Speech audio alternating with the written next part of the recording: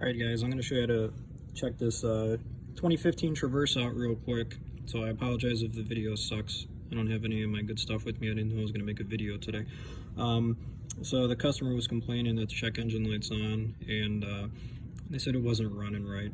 So hooked the scanner up, found these codes in here, and the first thing I want to look at is that purge valve solenoid problem.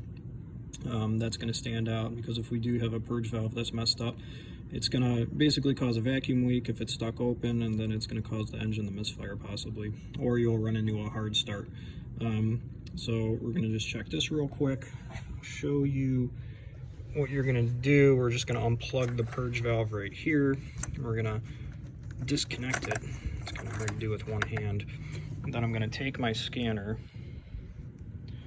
I'm going to go into functional tests, output controls, let's see,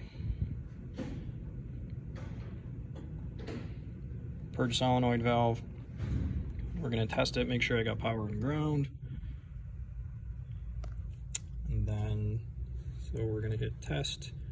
We're going to increase it, so right now we're at like 50%, and we're going to hook the test light up to battery positive, and we're going to make sure you see that it's flickering a little bit. That's telling me that the PCM is duty cycling the ground, so we know that the PCM is doing what it's supposed to do there. Then what we're going to do is take our test light, put it to a ground, and then we're going to check and make sure we have power at the connector, and we do. So we've got power and ground. So now the easiest thing to do is going to be to leave this unplugged, because if it's unplugged it should be off and we shouldn't have any engine vacuum. So I'm going to go ahead and start it.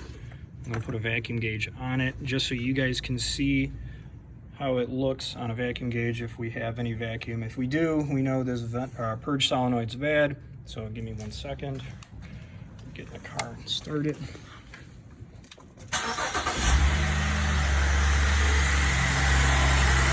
If you look on our vacuum gauge, we got a vacuum.